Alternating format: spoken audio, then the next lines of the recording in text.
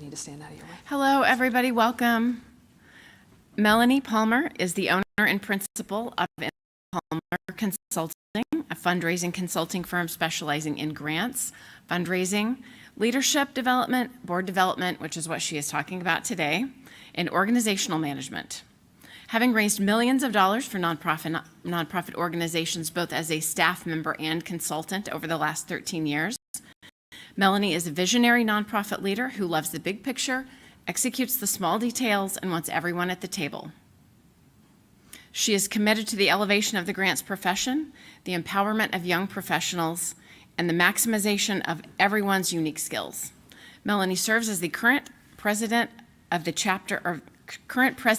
Grant Professionals Association, Arkansas chapter. I have never said that without. Never said that without blah, blah, blah, stumbling over my words. And I put little evaluation slips out on the table. If you would fill those out before you leave, that would be great, because it really helps us with our programming and lets us know what topics people are interested in, what ones we want to keep coming back. So thank you. It's Melanie time now. Thank you. It sounds like something off of Sesame Street. Thank you. See if my presentation will come back. Well, thank you all for being here. I appreciate it. Like Kelly said, I'm a fundraising consultant based here in Fayetteville, and I work with a lot of organizations, mostly small sort of grassroots social service organizations is kind of my bread and butter, but organizations of all sizes. And we do a lot of fundraising, a lot of board development, a lot of leadership development, and that kind of thing. I love working with boards, and I do it all the time. And I love working with boards exactly because every board is very different. There's no one cookie cutter way to do things or one cookie cutter style for boards. Every organization's culture is different, their clientele is different, their leadership is different.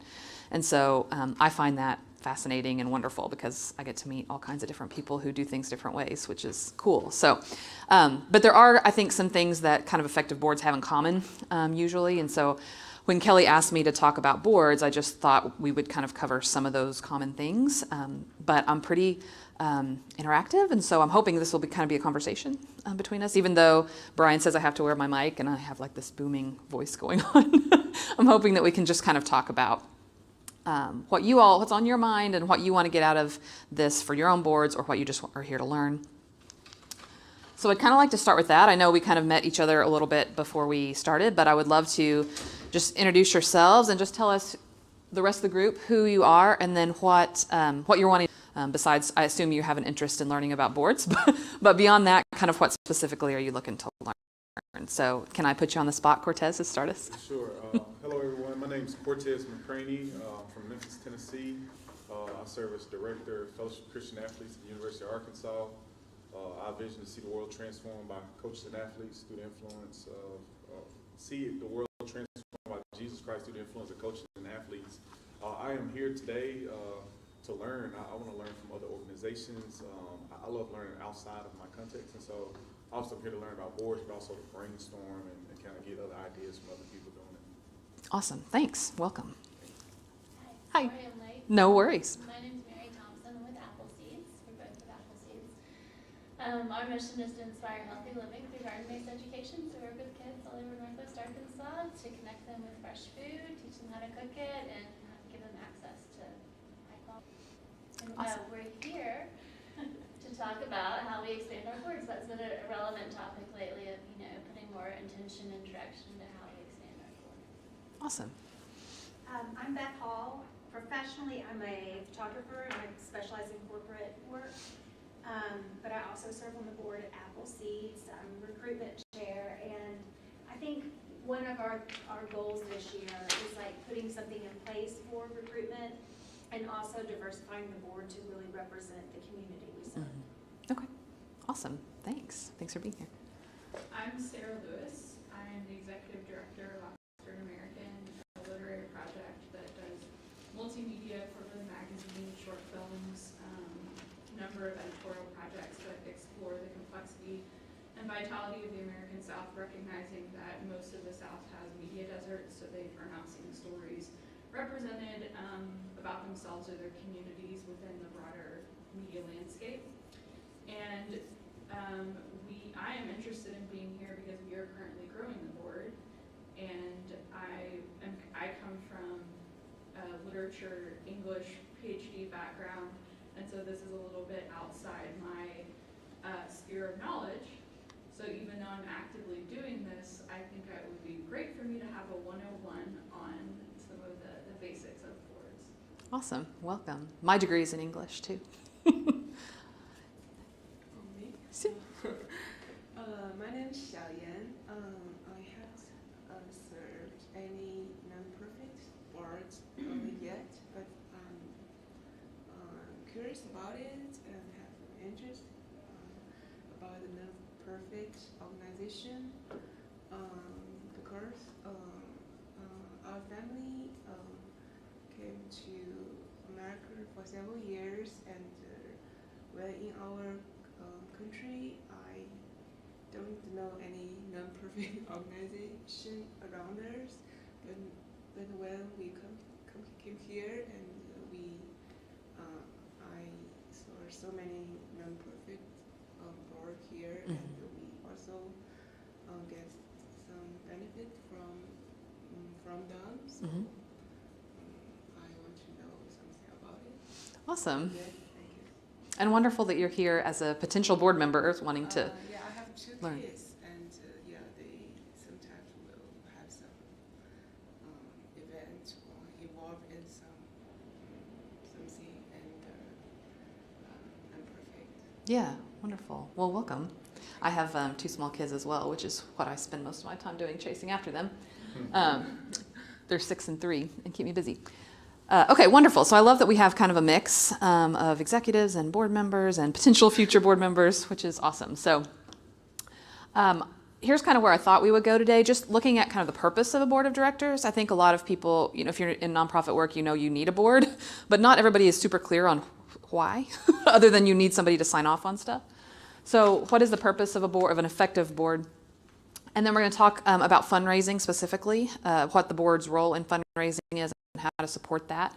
And then I thought that'll probably take us, maybe around about an hour. And then I thought we would just kind of talk about your thoughts at the end, kind of what you think or questions you have. We could kind of expand on that. So boards, nonprofit boards typically in our situation and in our country are volunteer boards usually. So this is a group of volunteers that is either there's 2 different kinds. There's a governance board and an advisory board. So a governance board would be a board that are the people in charge of your organization legally. So they're the people that are financially responsible for your organization, the people that supervise your staff, if you have staff, that kind of thing. The other structure is an advisory board, which is a board that is not in charge of your organization, but are a group of people that advise your staff or your governance board on matters pertaining to the organization. So, for example, I serve on the advisory board of my daughter's preschool school, which is a nonprofit, and I don't supervise anybody in that role. My job is just to come and say, hey, here's a parent's perspective on this issue you're dealing with. So those are kind of 2 different things. We're going to talk today months boards because that's probably the thing that I hear people wanting professional development about the most. But those are just kind of 2 different things. So boards vary in size. I work with some organizations that have a board that is 4 people and some organizations that have a board that's 17 people. So the size can really vary depending on the organization's needs. But I think the critical thing is, does each board member have a purpose at your organization? Are they there for a specific reason? So the pitfall that I see nonprofits do is say, hey, we need board members, so let's just find somebody and put them on our board list. And they're not really owning any kind of particular contribution or any kind of particular project or the board member. And I've been a board member like this myself, where you're recruited because the organization is doing a particular effort they want your help with, and then you show up and nobody's making use of you, and you're like, what am I doing here? Approving minutes is not really what I want to spend my life doing, right? So I think that's the key thing, is making sure that no matter what size your board is, everybody that's there has a specific purpose, a reason for them being there and a contribution that they specifically are making beyond just sort of signing off on things. Nobody wants to serve on a board for that. That is not exciting board service. But governance boards are basically, they have kind of 4 main responsibilities. And there are other things, but most things that they do fall into one of these 4 buckets, if you want to think of it that way. Fiscal and policy oversight. So a governance board, those folks are legally responsible for the organization's finances and governance. So that would be, the board is setting the budget, the board is, making sure that your budget is managed appropriately, that your funds are managed appropriately, taxes, that there's no fraud, that, all that is kind of above board. And then they're also setting your policies. So that would be your personnel policies in particular, the way that the organization runs, making sure the organization's meeting its legal and financial obligations. Like that would be a key role of a board. The board sets the strategy for the organization. So what is the organization going to do for our clients, for the community? What are we going to focus on in the coming years? Is there expansion in your future? Are there populations you want to serve that you're not serving now? Is there more that you're wanting to do? Or are you spread too thin and doing too much and we need to really focus on a few things? That happens too. So whatever it is, the board is the one that really drives that strategy. And if you have staff, the staff or your leadership staff are really involved in this process too, but it's ultimately the board's decision about where the organization's going to go. Do you all have a strategic planning process at your organizations that you follow? Do you have a process that engages your board or staff? Yes, no, sort of? Okay, good. Do you have a process? Okay. Sarah, you have a process? Sure, yeah, okay. And that looks different for every organization, but the board should really be the people that own that and approve that and et cetera. It's the board's job to ensure that there's adequate resources. So that means that the organization has enough money to do what it's wanting to do to fulfill that strategy that they've set. Fundraising is always if you have paid staff, fundraising is always a collaboration between the board and the staff. It's not the board's responsibility solely, but the board is that you have a fundraising plan, that you have the staffing that you need to implement that plan. And we're going to talk about that in a minute. But ensuring that the organization has the resources that you need, that your income is equal to or greater than your expenses. Like that's a basic board job. And then finally, if you have paid staff, then the board supervises your executive director or your CEO or president, whatever the title is. So, and then that person, of course, supervises the rest of your staff. But the board is the entity that supervises the executive, that supports the executive's professional development, that evaluates the executive's performance, all that.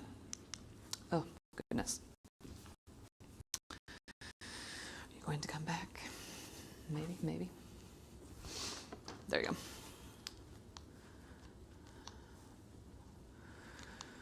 Okay. Any questions about those kind of four things? Are there other things that you can think of that the board is responsible for that you want to talk about that besides kind of those four buckets? Anything? I think most things would fall into one of those categories.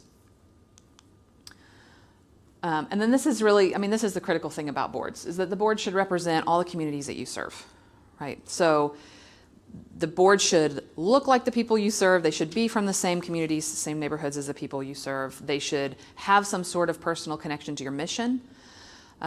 That's just so critical because the board sets the strategy and the board, prioritizes and allocates funds. And you have to have board members that really, truly understand the mission of the organization, the problem that you're there to address, and that has relationships in the community that you're serving. So, and that you can come at this from a lot of different ways, any and all different ways. So all the geographies, that should be geographies, my apologies. All the geographies serve 4 counties. Your board members should be from all 4 counties, right? If there are particular, centers or neighborhoods that you serve, your board members should be from those neighborhoods. They should be, should have a board of all socioeconomic levels. We have a problem here in Northwest Arkansas with having boards that just have nothing but corporate folks on them. Nothing wrong with corporate folks, but you need people of a lot of different backgrounds, right? You need, if you serve people with disabilities, your board should include those leaders as well. People of all genders. I worked with an organization, they hired me 6 years ago. They called me to ask me to do their grants work for them, and the first thing I always do is pull up, if an organization contacts me, the first thing I always do is pull up their board list on their website, because that's the critical thing, like who's leading this organization. And they had 17 people on their board, so a really big board. 16 of them were men. And so I asked their executive director, I'm like, why don't you have women on your board? You have 1 woman and 17 board members, why? awkward silence. We're working on that. I'm like, well, okay, I'll work with you for a year, but you got to make progress here, right? We can't do this, okay? So, and it's the same thing for any of these other categories too. Like you have to have, and of course, hunger this is a hunger relief organization, which is an issue that disproportionately affects women. So, their board should be majority women to reflect the community that they serve. Racial, ethnic demographics also super important as well. Look at the demographics of the people you serve or the people that you should be serving or want to serve. So maybe you're not reaching certain communities or certain demographics, and maybe if those aren't represented on your board, that's maybe why, right? So who do you serve, or who are you wanting to serve or needing to serve? Who out there is needing services that are related to your mission? Professional sectors, like people coming from a lot of different professional sectors, one of the things that I see happening a lot on boards is you'll have all the board members are from the same social group, right? Because when it comes time to recruit board members, they're like, who do we know? And you just recruit who you know. And so it ends up being all people who all are from the same social group, and that means that they all think the same, they all have loyalty to each other, perhaps over, the loyalty to the organization. They may be hesitant to disagree with each other. They may come from the same background, et cetera. So you want to really be careful that your board doesn't become kind of cliquish like that, that you really have people who are bringing different perspectives to the table and different skills. So, not all the people that are the same kind, that are in the same profession or that have the same sort of networks. And then you always want people who have experience with your mission. So this is either people who have been through what your clients are going through themselves, or people whose immediate family has, or their neighbors have, who have some sort of understanding of what this problem looks like in the community. So, with Appleseeds, it may be like who on your board, grew stuff when they were a kid and had access to that kind of programming and understands how important it is. Or who didn't and wished they had, like how would my life be different if I understood this, this when I was a child. Like that might be where, you focus on. I used to be the executive director of a domestic violence shelter. And so, 75% of our board are people who had been victimized by domestic violence at some point in their life because they understood, the deal, right? And the rest of them, the other 25%, are people whose immediate family had or coworkers had or had some sort of personal connection. It's very hard to get the best out of your board if they aren't really connected to the mission deeply. If they're just there because they want to serve on a board and this one had an opening, like you're never going to get the most out of that board member. Board members are really driven by personal passion for the mission. And then not just one social circle. Any thoughts about this or ways that this is challenging, or any kind of feedback about this? Yeah. I have a question. Sure. I think in general, we all are striving for this. The board who meets, once a month or so, it's kind of hard to focus a board meeting, say, just on this topic, or to really put everybody's energy in that area. And that's been a bunch of time doing that. But I'm curious how you could engage the whole board to be thinking about it in those terms and feel empowered by it, or energized by it. Yes. Yeah, and we're going to talk about that here in just a minute. But in general, I would say that this is the most important thing, right? Having the right leadership is the most important thing. So if this is not where you want it to be, then I would say this is your focus, right? Before anything else. Because if your leadership is not, representing the people you serve and is not diverse enough to really have meaningful discussions and contributions to what you're trying to achieve, then everything else comes from that. So I would say, It yeah. can be a challenge too, because so many people who are historically on boards are used to boards that don't function like this. Correct. They're used to being on a board where there's 16 men who are the same race and the same social circle and come from the same thing. So getting them to buy into this as being valuable to the mission or valuable to the organization can be hard. And being accepting of folks who are coming with a different, with different perspectives and different identities, I think is a challenge. Right. Yeah, it is. I had that experience early in my career. The first board that I ever served on, they recruited me because I was a fundraiser. They were like, we need fundraising, and said, I'd never served on a board before. I didn't know anything about it. I was like, sure. It was a children's theater program. Like I did theater, like it's fit with, what I loved in life. And so I was like, sure. So I came onto the board, and it was exactly as you're saying, like, this is the way we've always done it. This is the way it is. We're here to approve minutes, and then we go home. And I quit. I mean, I stuck it out for like a year, but then I was like, and I just told them, like, I'm not contributing anything meaningful, and you're not asking me to contribute anything meaningful. I don't really know what I'm doing here. So you can like drive off the board members that you would want if, I'm not saying that I was their ideal board member, but like if you're the person that doesn't fit that demographic, then it's awkward, right, for you to be there. And so I think part of what I've seen organizations do, I've seen this work, where organizations have small boards. If you have a small board and you're looking to expand, that they strategically recruit, a good number of people at once, because that sort of evens your numbers a little bit. That's helpful, rather than just recruit one person to come into this culture that you already have. And then just board training, like training on why it matters, why it's important to have, this kind of diversity on your board, I think is helpful. And then I also think, and I think it sounds like Appleseeds is doing this, like having a committee of the board that leads that effort. It's not solely the committee's job, it's the full board's job, but having a committee that owns that and brings that to the board instead of like the executive director bringing it to the board or somebody else, like that kind of team approach helps, because that's peer-to-peer, right, within your board. So I've seen that work as well, but it does take time too. I mean, some of it is just time, like investing in the right people, getting them on board.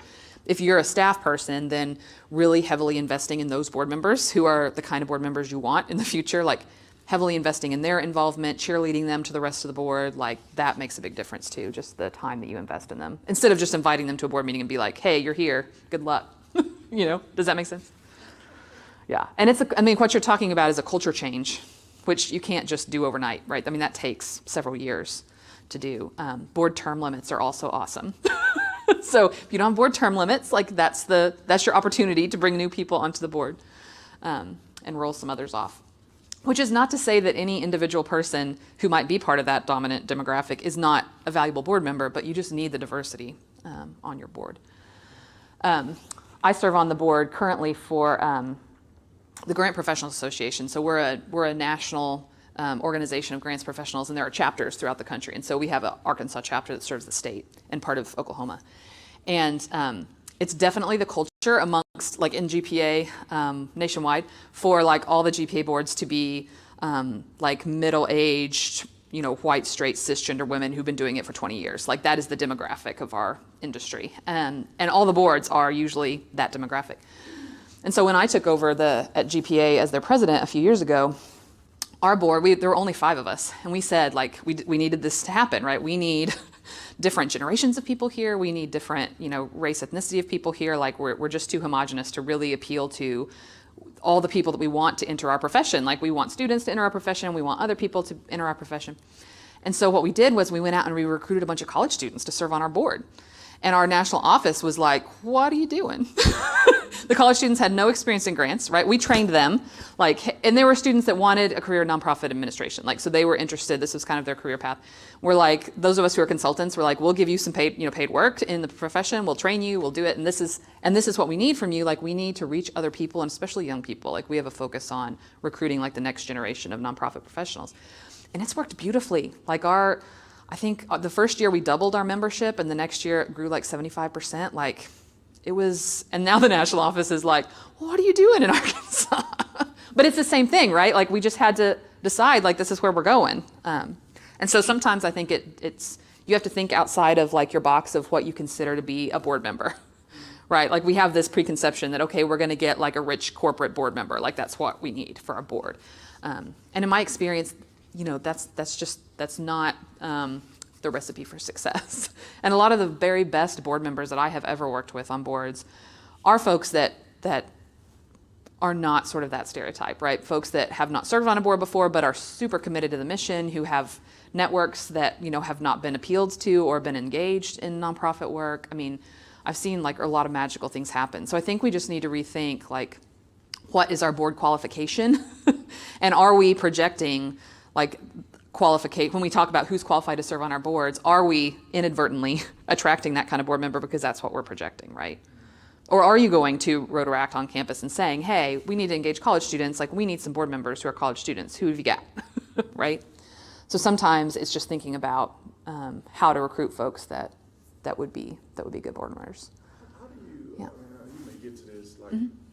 I found it difficult. We had a false start. I had to kind of ask people like to step down, but keeping folks engaged in such a distracted world, right? Like, as you mentioned, like I was as advisory board.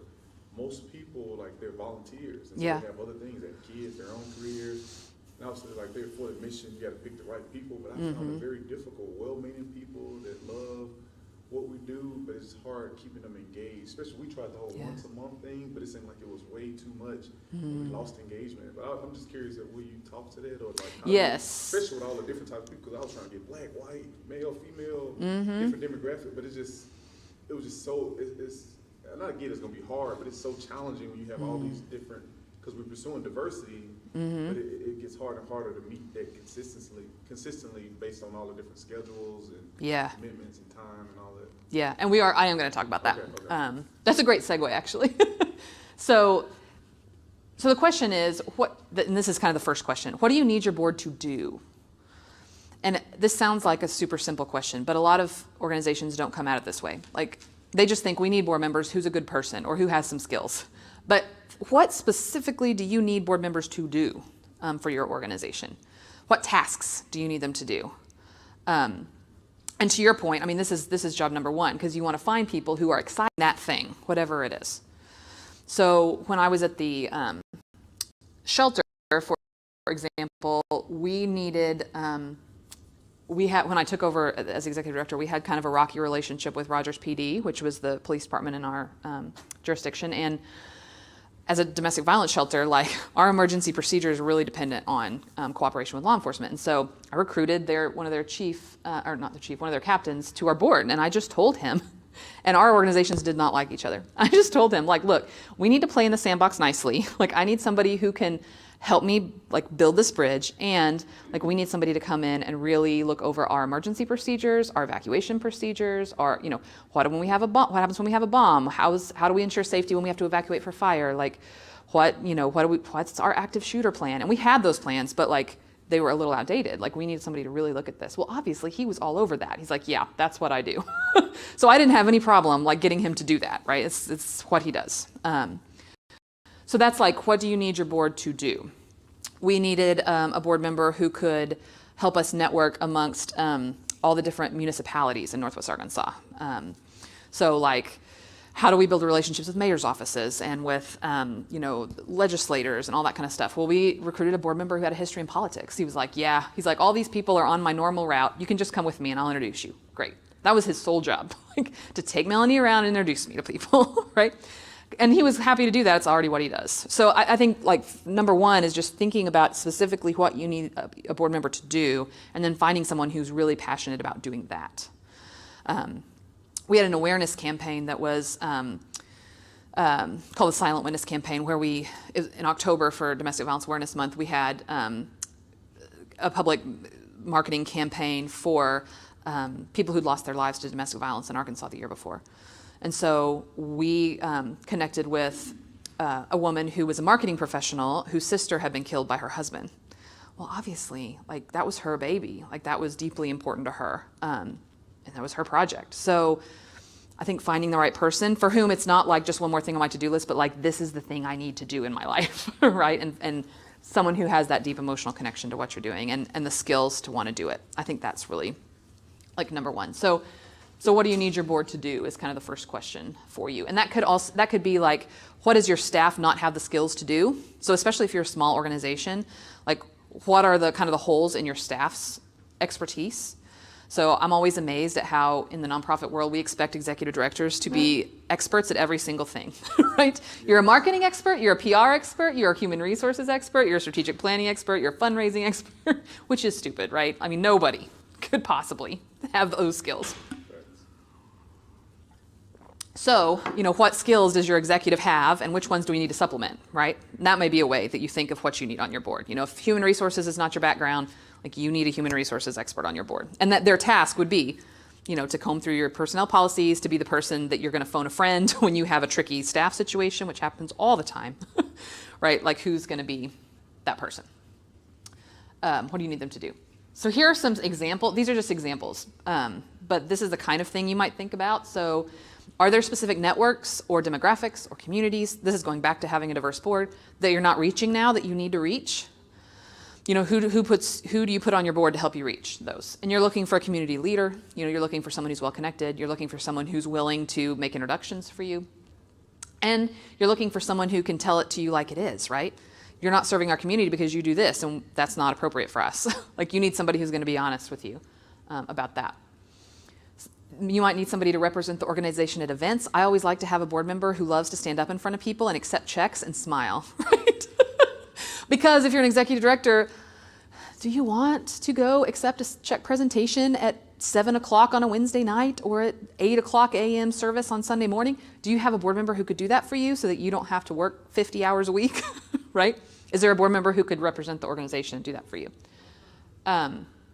Donor cultivation, so this just means building relationships with people for fundraising. Like, do you need a board member who's really good at networking and building relationships? If you don't have a marketing department, get a marketing professional on your board, and your organization's marketing is their job. They can recruit other committee members to help them with it, but maybe that's their focus if you don't have that on your staff. Everybody needs board members who can assess your fiscal health, so a CPA on your board. If you have investments, you know, and a financial advisor on your board. For what we did at the shelter, you know, we needed emergency preparation, specific policies, someone to empower or mentor staff. That can be a good role for a board member with the right structure in place. And then provide the expertise that you lack in the staff position. So this is not an extensive list, but this is just examples of things that you might think of that you need done. I kind of think of, like, if you're a staff member, like, what's keeping you up at night? Like, what are you lying awake worrying about at night? Like, that's probably the thing you need a board member for, to help share that load. Like, whatever it is that you feel like is outside of your wheelhouse, or whatever it is that you're struggling with, like, think of a board member whose skills could help you with that. And I will also, I'll send you these slides, by the way. So no, I'm sorry. I should have said that to begin. If you will, I'll pass around a sheet. If you'll just put your email address, I'll send you the slides after this. And I'm going to send you some other documents too. Any other things that you can think of that might be things that, just write your email address on the back if you would. Anything else that you can think of that would be a board task that you would need the board to do, or a board member to do?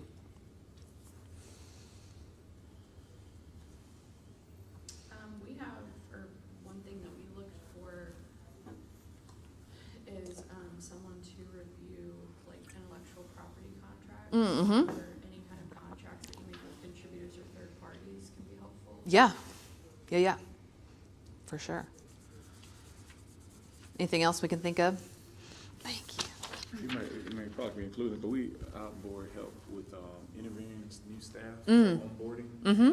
Just kind of like our board chair, like, meets the husband and wife, like, and just kind of get to know them as a couple, ask about their stories. And it's kind of part of the on board, so we just not hiring someone that just on an island. So Yeah. support from other people, kind of pointing the process. Yeah, that's awesome. Yeah, that's a great role for a board member. Any other thoughts? Okay, so thinking about what the board should do. So I would argue every board needs these. So the different demographics and communities that you serve represented on your board, we talked about that. And then skill sets needed. So I think every board needs a CPA on their board because they're the ones who can really understand your finances, unless your executive director is a CPA. Otherwise, you really need that skill set on the board. Because here's what I've discovered. Board members generally look at financial statements and their eyes just go cross and they don't pay attention. Right? If they're not a CPA, they don't know what they're looking at, and it overwhelms them, but they are too scared to tell you. So they'll just approve things that may not, that they don't understand what they're approving. So you need a CPA who can kind of go through the finances, and then it would be your board treasurer, and then tell the board, here is what this means. Here is what our finances mean, who can kind of interpret your finances for the rest of the board. That is a really invaluable skill set. Legal, so to Sarah's comment about reviewing contracts and things, someone with legal expertise encounters legal issues at some point. You need somebody who, not all attorneys are skilled in the same area, but even if it's not their area, they'll know kind of who to go to for advice. And so you need somebody on your team for that. Someone with human resources expertise who can, because the board sets your policies, so they set your personnel policies and all that. It's really important to have someone who knows about that. And then someone with DEI expertise. Like I would say, these are the things that every board needs, no matter what your mission is, no matter what you do. So what I would recommend, let me see if I can pull it up, is developing some sort of matrix of what the board agrees that you need on your board. So this can look however you want it to look. But this is independent of anybody who's currently on your board. This is just like as if you're starting from scratch. What skills do we need on our board? So when I was at the women's shelter, this is what we decided that we always needed. Like no matter what was going on, these are the skills we always needed represented on our board. And so when we recruited board members, we would ask them, if we're talking with someone about joining our board, like these are the things that we need on our board. Where do you see yourself fitting with these? It doesn't mean that if they don't have any of these skills that we're not going to consider them, but we just want to make sure that like if we have a board member who is really strong at marketing and they roll off, like we need to replace that skill set somehow. So board members would look at this matrix and prospective board members and would rank like what's my number one strength, and then what's my number two strength, and my number three strength. And then we just look at this matrix and be like, okay, do we have enough skills in each of these areas?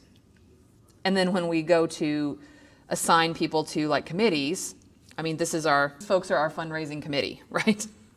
Or these folks are our marketing committee. Or we were, this year, the final year, we were kind of short on human resources, but this is our strategic planning committee, right? So it makes it easy to kind of see where people's skill sets are and see where your holes are that you need to fill. So these may not be the categories that you want, but I would recommend having some sort of way of assessing, what skills you want on the board and making sure that you're recruiting for those skills. It also happens, this is what happens with boards too, is that if you have a board opening, board members will say, hey, my friend so-and-so down the street, she's great, let's put her on the board, without really thinking about, does that person have the skills that you need? Is that person going to backfill the skills that you've just lost of the person rolling off? And that's how you tend to get skewed on your board, where you won't necessarily have a good range of skills. When you start doing that, like, oh, I know somebody, this kind of forces you to look at, okay, where are the holes that we have and what do we need? So I would suggest some tool like this.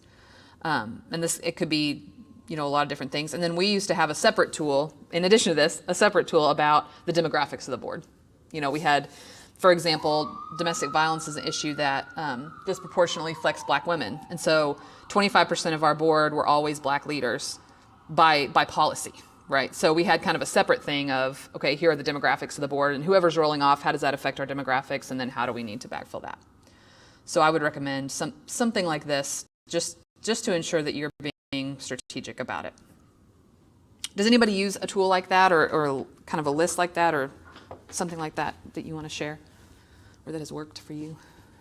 For our recruiting this year, we created like an online form for people to fill out.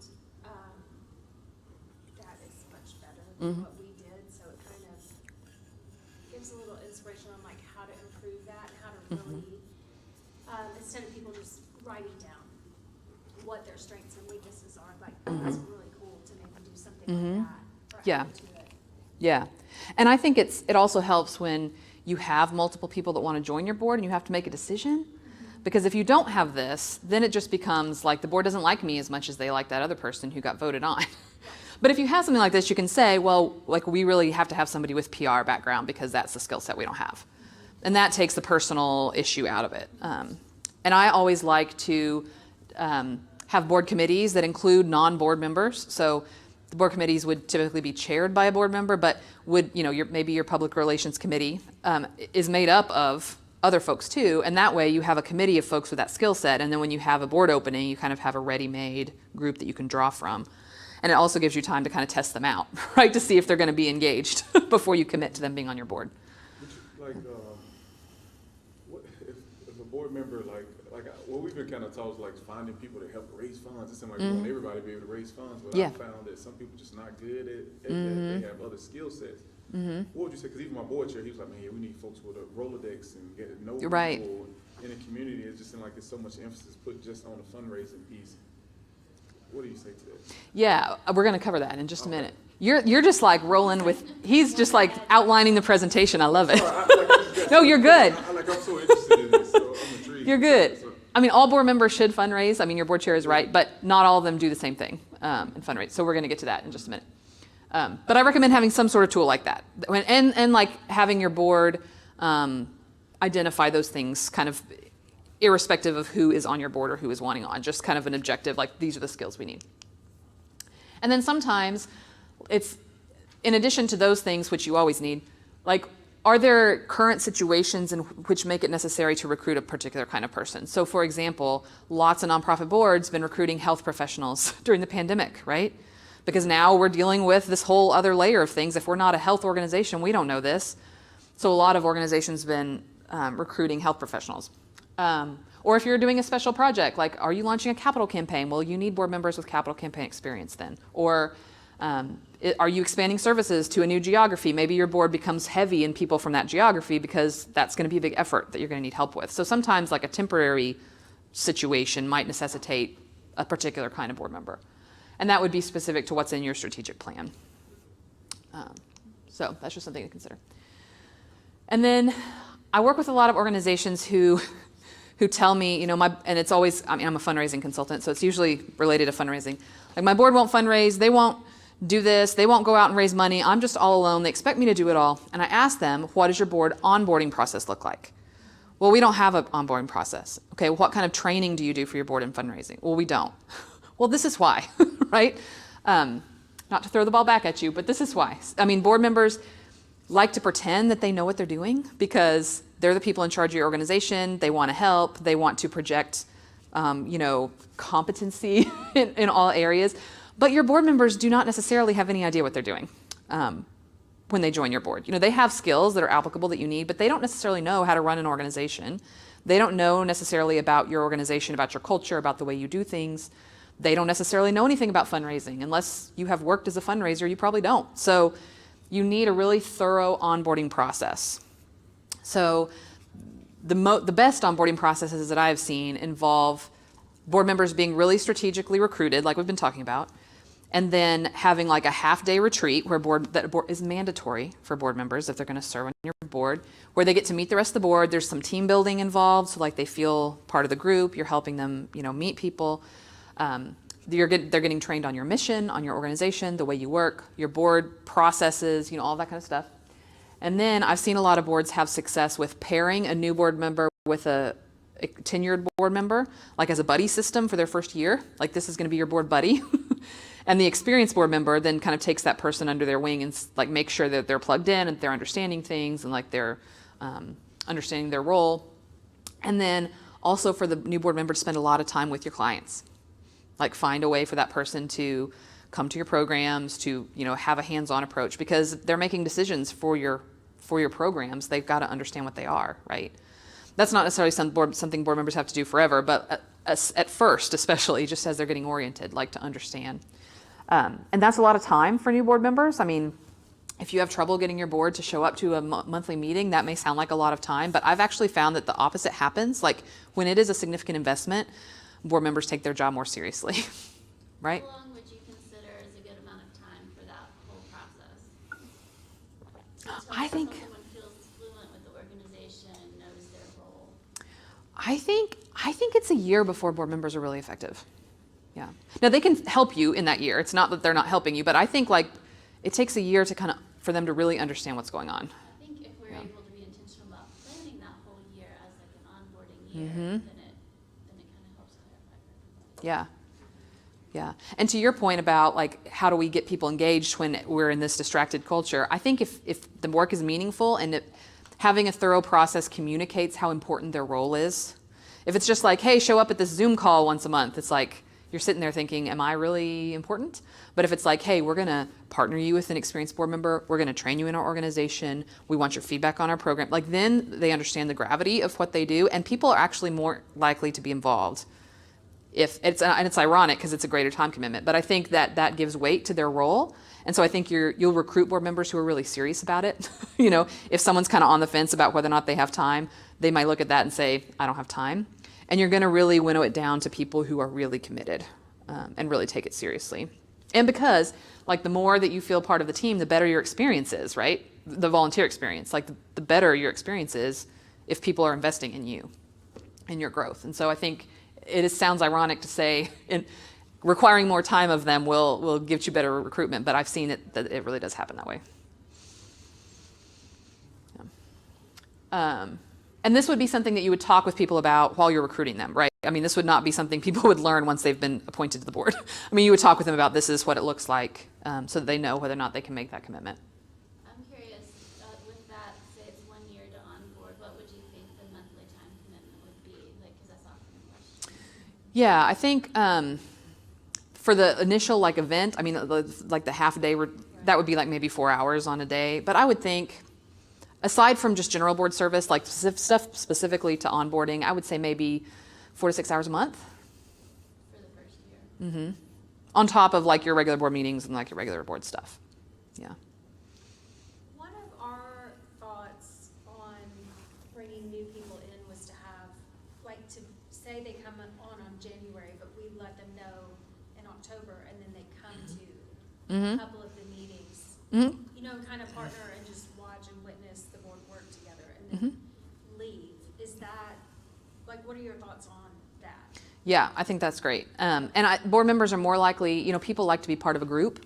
So board members are more likely to join and be committed if they have relationships with the other board members. And so I love, like, during the recruitment process, however long that takes, you know, if you're looking at them for a year for a position that you know is going to open in a year, like introducing them to other board members, like helping them build relationships with other board members. They come to events, because I've had a lot of really awesome board members who joined because they just liked the other board members.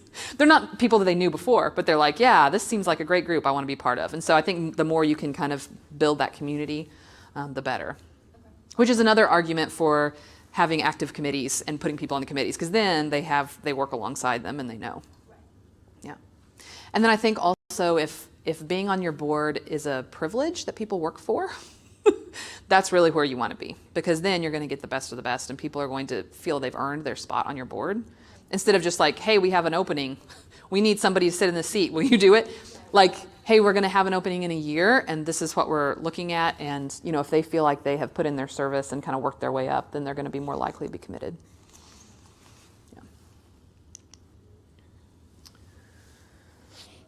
Yeah.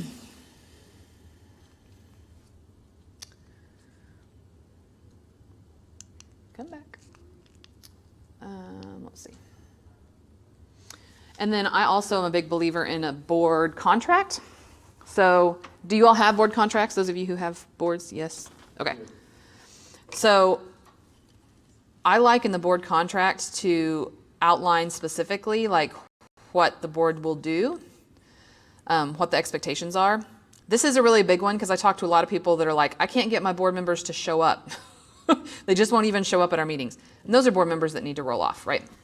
So, like, our board members are required to attend 75% of all of our meetings. And if they don't, then we have a conversation about whether they can continue to serve. Now, that being said, like, you want your meetings to be flexible in format, to be accessible. I mean, you want to work hard to make sure that people can access your meetings easily. I'm a big believer in virtual meetings for board members, especially with small children who travel a lot, etc. They have to attend the TAF Day retreat. They have to participate in 2 hours of continuing education training every year on topics related to domestic violence. They have to make a financial contribution to the organization every year. They have to participate in fundraising. Like, I believe in being real specific about what is expected. And then this is the really important part down here. And then this, what the organization will do for me. Like, this is what the organization is going to do for me. Going to give me the information, going to give me access to all the staff, going to give me the training that I need to be successful. And then this is the important part. If I don't fulfill the commitments, I expect the board chair to discuss my responsibilities with me, right? So, like, what's going to happen if you don't hold the line? Because that's a part that I see nonprofits drop the ball on. Like, okay, these are the expectations, but if you don't do it, what happens? It's like, well, we have this board member that attends 1 meeting a year and they've been on our board for 10 years. Well, no, right? And I think that kind of accountability also really helps, because what happens is, like, you get superstar board members who are awesome, but then if they look around the room and half the board is not doing anything, you're going to burn them out because they're feeling like they got to do the work of the whole board. Or new board members that come on, kind of look around the room and see like, right, what's everybody else doing? And if everybody else is not doing a lot, I'm not going to do a lot. So I think board members kind of beget good board members, and bad board members beget bad board members. So that's why I really believe in that accountability. And some people join boards because they love the organization, they want to be involved, and they just don't realize until they get there that it's not the right fit. See, it's the thing that's so tricky about what we do. Like, so many businessmen love sports. Yeah. So like, man, Razorbacks, you raise sports. Yeah. Come on. Or they're like, oh man, I like you, Cortez. Like, you good people. Like, Mm-hmm. I'm not trying to toot my own horn, but I'm just saying sometimes it's the relationship, but like, but they don't really do anything. Right. That's when you say, we can be friends. But that's what happened. Like, unfortunately, start over. We just have a board chair. We went from having 6 to just having a board chair. It's like, man, like, it's not good if you just Yeah. wanna be close to athletes and coaches at the U of A. It's like, Yeah. you need people that's engaged. Yeah. And it's kind of an art and a science, right? Of finding the right people who are going to be engaged. But I think outlining those expectations up front real clearly helps. You gonna send that as well? I'll send all this to y'all. Question yeah. about the contract and accountability. Mm-hmm. You lay it all out, but then what would you suggest as the best method for being held accountable? Yes, I'm so glad you asked. Yes, so I'm a big believer in having a carrot and a stick, right? So, where did it go? Here we go. So this is a tool that we used, and you can do however you want. But at every single board meeting, the very first thing that we did is all the board reviews this document. So these would be the names of your board members. Have they made their pledge? Did they attend this meeting, or event? And they're required to participate in 75%, right? For the year, over the course of the year. So these that are 67%, we're having a conversation with, right? But the whole board is looking at this, right? We're sitting around a table looking at this. This is, and you would have the actual names here, right? So everybody can see who has attended and who has not. And then the second tab that we're looking at is, here are the names of your board members. Here are the committees they serve on, their area of expertise. That's from that matrix that we just looked at. And then this is the key thing. What have they done since our last board meeting for the organization?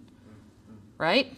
And this is not approving the meeting minutes at the board meeting. This is like, what have they worked on since we got together last? So people enter this in before the board meeting, you type in what you've been working on. Just a Google sheet, put it in there. And no board member wanted to be the person with a blank. I would have board members calling me like the day before the board meeting. You remember I did this, right? I put it in the sheet. It's going to be in there, right? Yeah, okay. Wait, who's making the sheet? Who's tracking it on the sheet? So you can do a Google sheet where they go in and just enter it themselves. Like you can set it up, but they all have access to it and they go in and enter it themselves. That's the easiest way. Would that be like an executive committee project on the board? Or? Yep. And your staff would have to contribute to this because if they're working with you, like you would, make sure that whatever you're working with them on individually. But this does two things. Two reasons that we look at it, like at the beginning of every board meeting, is number one, it cheerleads people who are doing awesome things, right? Like because a lot of times board members contribute, they do their contributions between the board meetings and nobody ever knows, right? Like if this board member is doing this, the rest of the board may not know they did that. And so this is a way for us to say, hey, so-and-so helped review our personnel policies and had lunch with somebody who's thinking about joining our board. This person found a marketing firm who would donate video marketing for our event. This person created this like super great financial snapshot for the rest of the board. That person would be our CPA. This person is working on our development plan for next year. This board member took me to the sheriff's office to meet all of their deputies for breakfast. I mean, whatever it is, like you get to sit around and like say thank you to your board members for doing that. And so that, to Cortez's point about how do you keep them engaged, like they want to be on this list, right? They want to be recognized for their contributions. And I think sometimes we don't do a good enough job of recognizing board members. And so they don't have that much motivation to do it if like they're kind of wondering whether or not it matters. So this is a way for us to cheerlead what board members have done and highlight the different things board members have done. But of course, if there's a blank in any of these forms, it's also a shaming piece, right? Like you attend and it looks like this and you got a problem, right? So I believe in like something like this, and it's not a lot of work. If you have a Google Doc that people can, a Google Sheet that people can just enter it in themselves, it's not that much work. But your board chair can also kind of manage this process too. But it helps, cheerlead and shame both, which I think is important.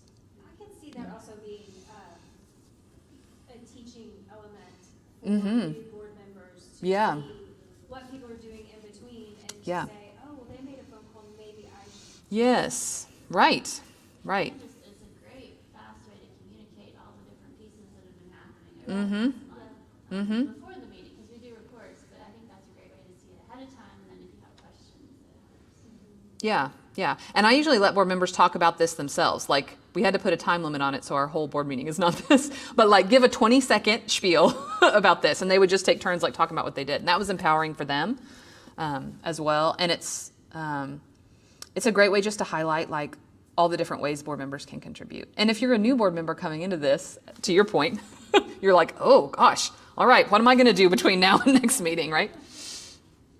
We had board members that would that would joke with each other about, that's not as good a contribution as mine over there. It got to be like this competition between them.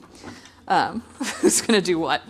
But having that kind of tool to hold them accountable is really helpful, and to cheerlead your great board members. Any other thoughts about that? Will you be sharing the spreadsheets Mm-hmm. as well as the PowerPoint? or Yeah. something? Yep. Who has that? Is it over there by you, Mary? I do. Okay. Okay. All right. So to Cortez's question about fundraising, so this session was advertised as fundraising related. So Giving USA is an organization that does a study of charitable giving in the United States every year. A lot of you have probably seen this already. So they look at, of all the money donated to nonprofits in the US every year, where does it come from? And the vast majority every year comes from individuals. So this yellow piece you can see right there is giving by individuals. So that's just individual people writing a check or making a donation online. 69% of all money given. 9% is bequests, so that's still individuals, right? They're just giving through their will or their trust, their estate. So really, you're talking about 78% comes from individuals. So any kind of sustainable, effective fundraising strategy for any organization has to rely on individual support. I'm a grants consultant. A lot of people call me about this red piece, the giving by foundations, which is fine and important, but it's only 19%, right? And it's not going to sustain your organization long term. Grants are one-time things usually, whereas individual giving is going to sustain you over time. And there's lots of information out there on fundraising. The Nonprofit and Small Business Resource Center. You can't say my organization, Kelly, and I can't say the name of that. Small Business Resource Center. Thank you.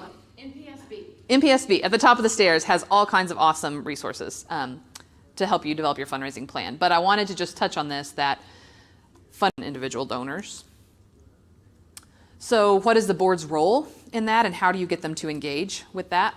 So the board creates a strategic plan with heavy input, of course, from the staff and from the community, but the board is ultimately the one that says yes to the strategic plan. So that tells you what you're raising money for, right? Some organizations don't spend a lot of time on this, surprisingly, and we're like, what are you raising money for? Well, to pay our director. Okay, great. What is your director doing? Right? So it's really important to have a strategic plan to know, like, this is what we're going to do in the community, because that's what we're raising money for.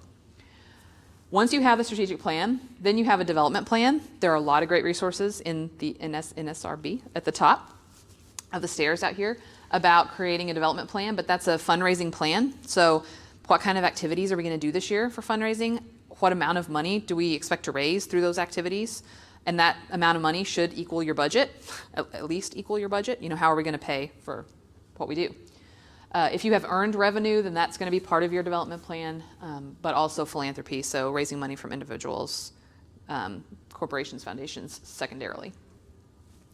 And then your development plan should have, and I can send you a document example of this too, should have defined roles for your board and staff. So that's really the critical piece. So it's great to just say, hey, we're going to raise, $70,000 through major gifts this year. Well, that sounds great. Who's going to do that? And how is it going to happen? And when is it going to happen? And who's responsible? So I'm a big believer in a detailed development plan that would be like step 1 happens at this date and this person is responsible and this is what's going to happen, which again you would review at every board meeting.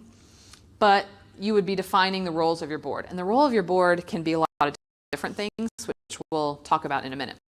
We'll get there.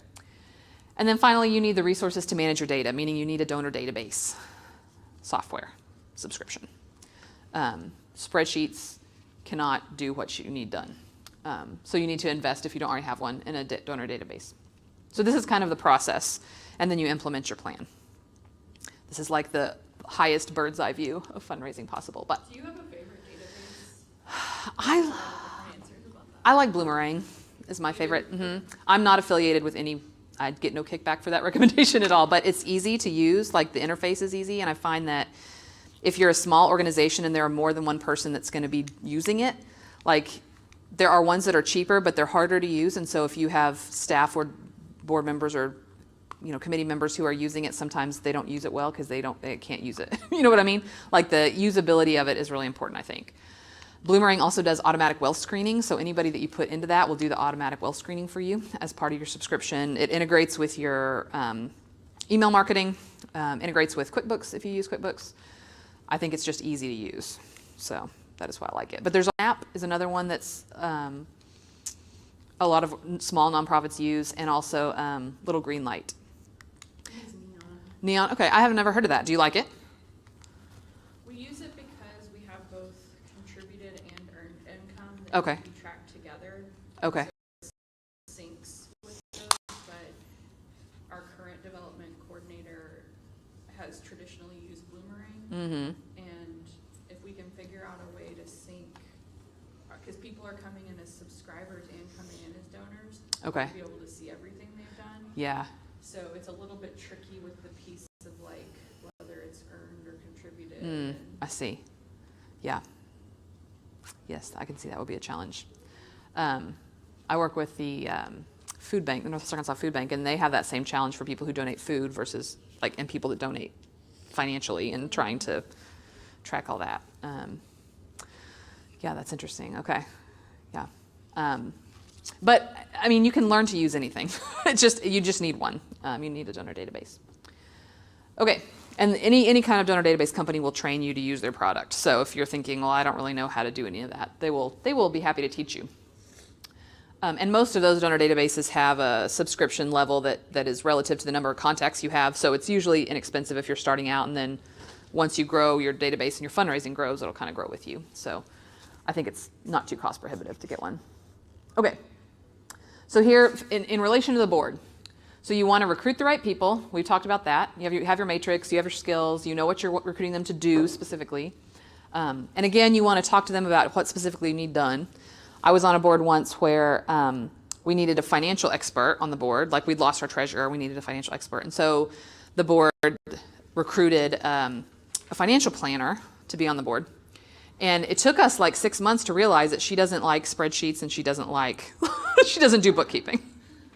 And we had no investments, right? So like that's a good example of like she wasn't discussed, nobody discussed with her specifically what they needed her to do. They were just like, we need a financial person, so here you are. So really important to talk about exactly what you need done. She would have just told us, hey, I'm not the right person if she had known. Okay, so you recruit the right people, you train them in fundraising. If you don't feel confident doing that yourself, hire somebody to do that, bring in some kind of resource. But if you expect them to do fundraising, they need to be trained in fundraising. And then establish the method to assess successes and challenges. So that's the document that we just looked at, the cheer and shame document, but also your development plan, right? Are we meeting our goals? And then you always want to discuss fundraising while you're recruiting board members. I know nonprofits that are scared of scaring off a board member with fundraising, and so they just don't talk to them about it until they're already on the board, and they're like, oh yeah, by the way, you have to fundraise. Right? That's not good. Like, be sure that you discuss fundraising with board members while you're recruiting them. Make sure that they know. Question about training. Yes. What do you suggest for that step? What do you mean? What do I suggest? Training and fundraising. Do you suggest pulling in a consultant to come talk, once a year, or I don't know, what do you? It depends on your staff capacity. I mean, when I worked with the board, when I was an executive director, I did the training myself. My background was fundraising. It's what I did. I felt confident doing that. If you don't feel confident doing that, then bringing in somebody from the outside is a good resource. There are also some like national organizations that you can send board members to be trained, like, you know, in a larger group. But I do like fundraising training, like just with your board, because it should also include like your board working together, you know, in a group, and that's really helpful too. But they just should get some kind of fundraising training in what you want them to do, because I think we assume that board members know stuff that they don't know, or assume that they're comfortable in stuff that they're not comfortable in. So to Cortez's point, how do you involve board members in fundraising who don't like to fundraise, or who don't want to fundraise, or who don't consider themselves good at fundraising? So training them is step one. A lot of people just have a misconception of what fundraising is. Like I work with a lot of boards, and a lot of them will say, you know, I don't like, I was talking with a board member the other day. I don't like fundraising. Fundraising is the worst. You know, I don't know if I want to serve on this board because I just don't like fundraising, blah, blah. And then I start talking to him, and he's like, yeah, a buddy of mine this is a wild story, is a professional weightlifter, and he started training me to lift weights with him, and we'd go to the gym, and I mean, I'd always talk about this organization he's on the board for. And this guy was like, oh yeah, man, my sister went through that, and I know that's a thing. And then he sent us a check the next week, you know, for this amount of money and blah, blah. And that was really cool. But I hate fundraising. I don't want to do any fundraising. I'm like, that is the definition of fundraising. You just said. So sometimes board members are scared mostly just by the word fundraising. Like, it just makes them feel icky. It makes them think that you're going to ask them to cold call people during dinner, right? Which is not what good fundraising is. So fundraising training can help with that. It's like what you're really doing is just building relationships with people. Like, you're just building relationships with people who care about your organization and care about the mission. And so that's easy and fun, and a lot of people like doing that. So the key thing is that not all board members are going to do the same thing in fundraising. This is a mistake that organizations make a lot. They'll say, we need all board members to sell this many tickets to our event. We need all board members to bring, you know, ideas of who we might reach out to. We need all board members to do this. But your board members are all different. They all have different skills and different connections and different preferences. And so the key thing is, I think, to have a conversation with your board members about what they are comfortable doing and find a way to have them contribute to fundraising in what they're comfortable doing. So in fundraising, the basic cycle of fundraising is, you know, you identify people who would care about what you do. So Cortez has an easy job. Who cares about Razorback sports, right? That's a lot of people, right? But identify, you know, who cares about what you do or would care about what you do if they knew about you. How do you get them involved? Like, how do you just educate them about what you do? You know, do they come to a class and watch your program at Appleseeds? Do they volunteer? You know, do they go out to coffee or lunch with you and you talk to them about it? You know, how do you involve them somehow? And then if they like it, if they're interested, then you have some sort of giving program and you give them information about it. Like, here's our monthly giving program. If you like what we do, we'd love if you consider joining. That's it. It's not complicated. And then once they give, you just thank them a lot, all the time, right? Keep them involved, keep them informed. That's all. So there's all kinds of different parts of that process that board members can be engaged with. Most board members who say they don't like fundraising, what they really mean is they don't like asking for money. Like, the ask is the part that makes them uncomfortable. I always had board members who were happy to participate in thanking our donors, right? Can you call this donor and just tell her thank you for, you know, we served this many people through this program last month, and could you just call her to say thank you? Sure, board members are happy to do that, right? Easy. Or can you come with me to lunch with the donor so that you can talk about why this matters to you as a board member? Sure, easy. Like, there's lots of things that board members can do that aren't asking for money that are still part of this process. So I had a friend who, well, she's later my friend, a person that joined our board once, who told me when I recruited her, she's like, I am never going to ask anybody for money. She's like, I just can't do it. It makes my skin crawl. I just would rather gouge my eyes out with a spoon. I'm just not going to do that. She's like, and I know fundraising is a requirement of board members. She's like, I can't join your board because I'm never going to do that. And so I told her, like, what if I told you that you could participate in fundraising without ever having to ask for money? She was like, this is a trick. I was like, no, it's not a trick.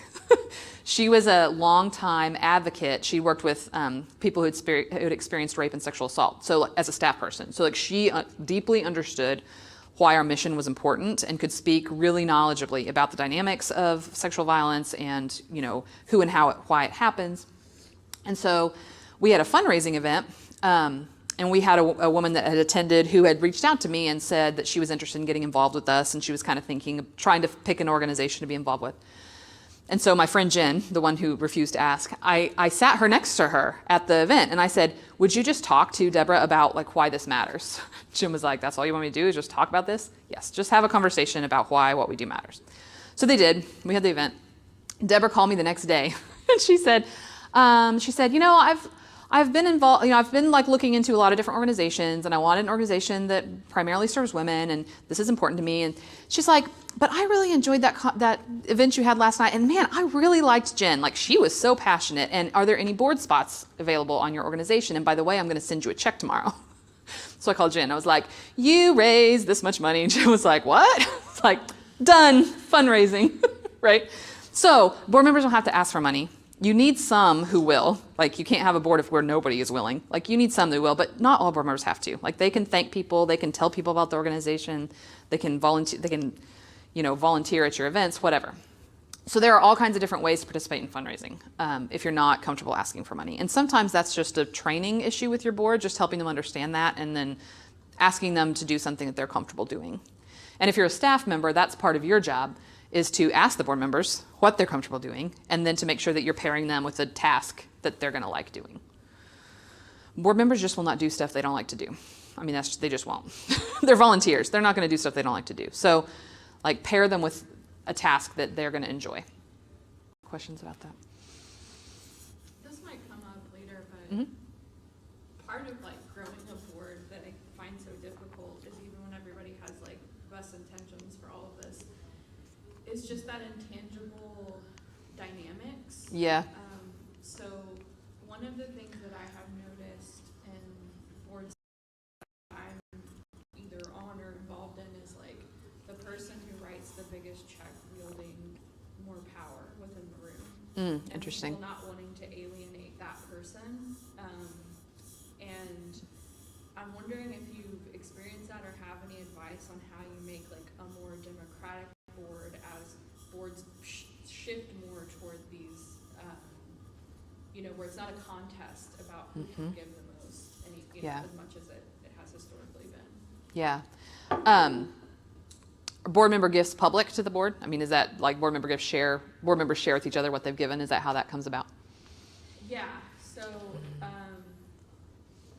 right now, I mean, I'll just say, I hope I'm not talking on school. We have a board member who gives almost like maybe 20% of our operating budget as a single donation each year. And a lot of the things that you're talking about, our board doesn't do because we have a pretty robust staff. They do a lot of the work, and then another board member facilitates a very large in-kind contribution that allows us to operate in spaces and have funding through a university. Okay.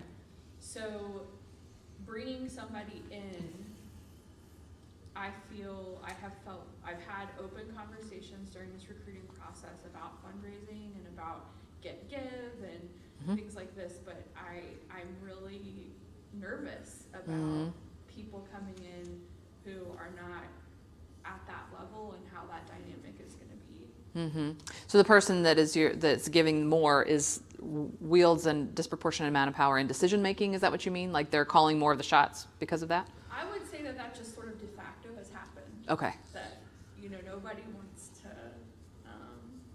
There hasn't been any tension, or it hasn't been anything that people have disagreed on, but it's like very clear that he leads people wait till he sends the first email. Interesting. To see what he thinks before they give their opinion, and it's not. This is a great positive person. This isn't anything negative, but it's definitely, as I'm starting to recruit, something that I wonder about in terms of like the dynamics that people will have as they come in. Yeah. Is he aware of that dynamic? Is that a Probably. Is that a conversation you can have? I mean, that would be step one. I would just have a conversation with him about that. I mean, no board should have a person that has a disproportionate influence on decision making unless they're a person that has that skill set, right? Like on a board, if we're creating a marketing plan, like if we have a marketing professional on the board, that person's opinion is going to hold more weight because it's what they do professionally, right? So like in that kind of situation, you would. But somebody just having a disproportionate influence because they write a larger check, like shouldn't be happening. And so maybe that's a conversation with him. Like, so what's interesting is that the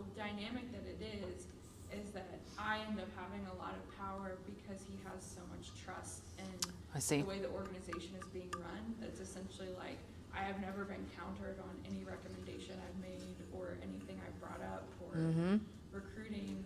And I think sometimes I worry that like people might not want to challenge me or give me feedback or advice that I, you know, would fully appreciate having because he's so confident in the way that the organization is going forward. Is he your chair? Yeah. Okay. So I think that's just a conversation between you and him. And I think maybe it's that like you should be countered at some point. Not because anything that you say is wrong, but like in a healthy board, there should be debate at some point on something. And I think maybe that's where you start. Like we never have any debate about anything. And I feel like that's maybe not healthy. And why? Maybe just ask him why he thinks that is and see what he says. Okay. I mean, if he's open to that conversation, that's where I'd start. And maybe it's that if everybody's waiting for him to send the email, maybe he just doesn't and see what happens. Yeah. Or maybe you can restructure your board into some committees that would have some more power, like invest the power in the committee and then have them lead something if there's a specific thing that you're concerned about, or if there's some way you can restructure or something like that. Yeah. And I'm a believer in board giving being confidential as well, like to the rest of the board members. Like it's not going to be confidential to you because you're processing the payment, but like. Okay, so when I saw that's what I was wondering when I saw your spreadsheet that had pledge. Just to check mark whether or not you've done it. Oh, okay. Yeah. I thought people were listing their pledge. No. Ours, just because we have such a small board, it's clear on the P&L. Okay. So when we share the financial documents, it's extremely clear what's being given. Yeah. Yeah. Okay. Yeah, I would maybe just start with a conversation about that because that's not just about like the power that he's wielding, but it's just like not having any debate on your board. Yeah. And maybe you ask your other board members, like individually outside of the group, like why they think that is. Like I wonder if your other board members are aware of that, like if that's the unofficial policy or if that's just sort of organically happening. I mean, and I don't know what time frame you've been there, but you should have some debate on your board. Yeah. Or is it that your board members are all coming from like the same place, same background, and therefore they agree with each other on everything? Like that's a problem. That's a different kind of problem. I think that's similar, and I think that's why I'm nervous about bringing on people who might be, you know, having different ideas. That I want them to feel welcome in that, and then also not to feel like there's going to be any kind of, I don't know if backlash is the word. That's not what I mean. It's just it's been a really stressful Pressure to conform, maybe. Process. I recommended 2 people last night, and I was like, well, it's too bad I wasn't already coming to this thing beforehand. But in my conversations with them, I was like very open about what the dynamic is and you know what to expect, because it is I think we do have a sort of non-traditional board in the sense that we have we have a CPA firm that we have constant auditing. We have, you know, like everything that's being done is basically being done at the staff level. Okay. That the board really is developing strategic plans, looking at financial documents, and being really, what's the word, like, just really encouraging of how the progress is going, you know? Yeah. Well, that's good that they feel positive about it. Yeah. But I think maybe that's just an open conversation. I mean, that would be fascinating just to throw that question out there. Like maybe with your board chair first, but then maybe to ask the board too. Like, why do we never disagree? I mean, I would be fascinated to see what people say. But I mean, it would be fascinating to see if other people agree with you that that's the dynamic. You know what I mean? Like, is everybody seeing this dynamic, or are you just aware of it because you're the executive director and not everybody's seeing all the pieces that you're seeing? Or, you know, when you're at an ED, you're kind of in a position of like, you see everything, but not necessarily all the board sees everything. And so that's a unique perspective that you have too. Yeah, but I would start with a conversation with him about that. But it's a good problem to have that your board is supportive. Okay, I think that is all. So Sarah just jumped my question with her own. But Well, it popped up, so yes. like, I have What other thoughts do we have? Like 7 minutes. What other thoughts do we have, or questions?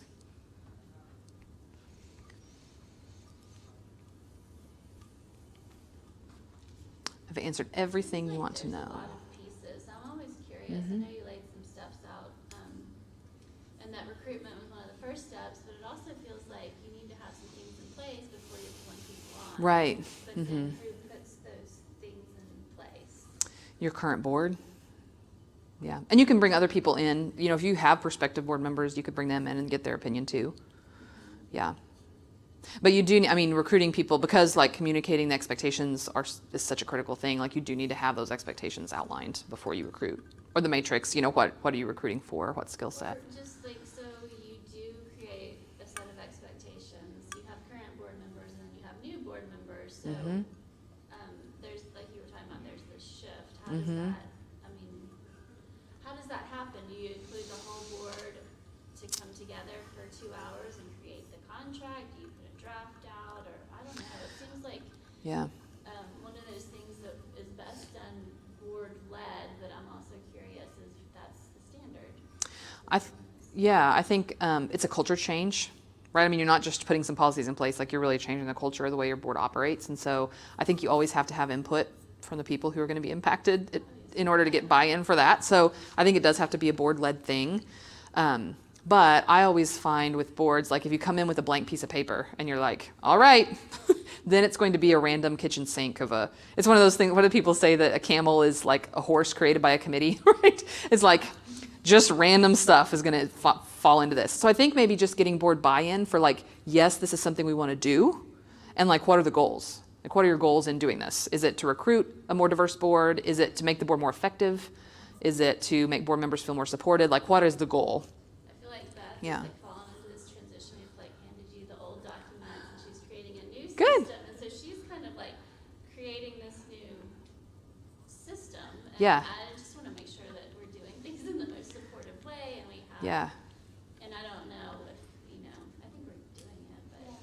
Yeah, I think getting the board buy-in on the goals, but then like having a committee that kind of hashes out all the details that they can then present to the board for feedback is better than just having the board like try to make this document together. So big goals would be like those needs for roles on the board, like if the top needs diversity or if the top needs is like these specific functions, and just Yeah. have that be a whole board meeting. Right. Because the board has to have buy-in to why you're doing it, right? So that they're on board. But then like putting together all the details of this can be a committee level thing that you can then present to the board and say, hey, what is your feedback on this? Yeah.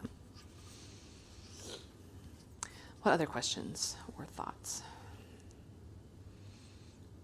So if all the members in the board volunteers or they're like staff can get salary from the board? Boards are typically volunteers. Yeah. Because if they're getting a salary, they're a for-profit company essentially. Because that's what the IRS says. If you're drawing an income from your service, then that's a for-profit company. So board of directors would be volunteers. Now, sometimes the executive director is a board member, sometimes without a vote in certain situations. But board members would be volunteers. Any other thoughts or questions? I will send you the slides and then all those documents that we looked at. I think. Are there situations where the executive director has a vote? Board members do it different ways. I don't think the executive director is prohibited like legally from having a vote, but it becomes, of course, sticky when you're talking about staff compensation and that kind of stuff, where there would be a conflict of interest between the executive director and the board. So I do have a vote in ours, that's what I was asking, but I recuse myself from Yeah, I think that's fine. compensation discussion. Yeah, I think that's standard. Because your compensation is not tied to board service. Your compensation is your staff work, which is fine. I have a question. This is not relative to where we are right now on the board, but you mentioned, if the board is 75% of one demographic or social circle or whatever, then that wouldn't be a healthy board. That's not our case. But I'm just curious how you would switch out of that if you were to get into an unhealthy situation. Like, how, because you've got the board that is voting on new board members and all of those things. So what would So I think you would look for, again, if you have your skills, if you have a matrix, like what skill sets and what demographics are you looking for? And then you just go find someone who may not necessarily be known to your board members, but then you put them through a process where you vet them. So that's why I like committee work, because you can find someone who, maybe it's somebody that donated to your organization, but that you don't necessarily have a lot of relationships with, like your donors would be a good pool. to draw from. Or like when I recruited like the captain of police, like he and I had never met, and nobody on our board knew him. But I was just like, you're in the professional position, like we need you for this, right? Or sometimes you can reach out to people who have access to other networks. It may not be necessarily someone in their social circle that's their bestie, but it's like someone that they know who is a community leader in another community or neighborhood. And sometimes you have to just be creative about how you do that. I am also a big fan of just like promoting to the community that you have spots open, not necessarily on your board, but like on your committees. So like Appleseeds needs, folks to serve on our marketing committee. Who's out there? And let people, volunteer themselves. That way you would have people that, are not necessarily connected to you. Goal is described, so. Yeah, this is what we need. This is the committee. And then when they serve on the committee, you can vet them for how involved they are and how easy they are to work with and that kind of thing. We have that Yeah. problem getting into the thing of demographics and social being, I guess, consistent. And so we just made it part of our strategic plan that that we would have to have that. Like we had to have demographics that were more broad. So that was something we were working towards throughout the year. But I think it takes board buy-in to recognize that you Yeah. have to have that Yeah, diversity. for sure. So that they're not voting in people who are filling. the Right. same roles. Right. And I think it's important to have it in your strategic plan for that reason, so that everybody understands. And sometimes you can leverage other people, like for our Grant Professional Association board, where we recruit all the college students, like I just contacted the, Erica Estes, who's I forget what her title is, but she's responsible for connecting Fulbright students to job opportunities. And I just contacted her and I said, Erica, I need 6 board members who are students, and we're looking to diversify our board. So we're going to focus on minoritized communities. And she sent them to us. Like she's like, yeah, I know these students are really interested. Like she knows them already. So sometimes like you can leverage somebody that has, a network that you don't have, and just be clear about what you want and what you're looking for. That's like kind of part of the, I wouldn't say it's part of the bylaws, but it's like we can't have a homogenized board because our Right. strategic plan is to bring people Right. in. So then the board members won't vote for Right. the same people. They'll vote for different votes. And we had a policy, well, it wasn't a written policy, but it was the unspoken policy at our organization that when board members rolled off, they recruited their replacement. Right? So if you have a diverse board, like we need somebody from this community or that community, like if somebody's rolling off, they recruit the person to replace them on the board. So if you have a board members who have a lot of different networks, then you just leverage, once you get that established, then that kind of is self-sustaining over time. Okay, well, that's our time. Thank you all for coming. I'm so glad to see you all. Glad to meet you. 2 to 3 year terms is like a good. Yeah, yeah. And board members can serve more than one term, but you assess at the end of the, the term whether it's going well on both ends. On both ends. Thank you so much. Yeah. Thanks for coming, Cortez. It's good to meet you. And I'll send out that stuff so you'll have my contact information when I email you that. Do you advise the current board, like if we hey, we need help or like some help with our current board, could you come in and do kind of like that kind of Sure. deal? Consulting? Okay. Yep, sure do. Do you have a card? I don't. I'm such a millennial. I've never had business cards ever. But I will email you and it has all my contact information. Okay. Thank you. Is Yeah. that what you do? Uh-huh. Full-time, private? Yeah. Private business? Yeah, I mean, some I work with some boards and I do grant proposals and fundraising campaigns and things, a little bit of everything. But consulting. Yeah, I'm part-time because I chase my kids half-time. Right, so you would help create a development plan, for instance. Yep. Well, thank y'all. I'm glad you can make it. Thank you. Have a good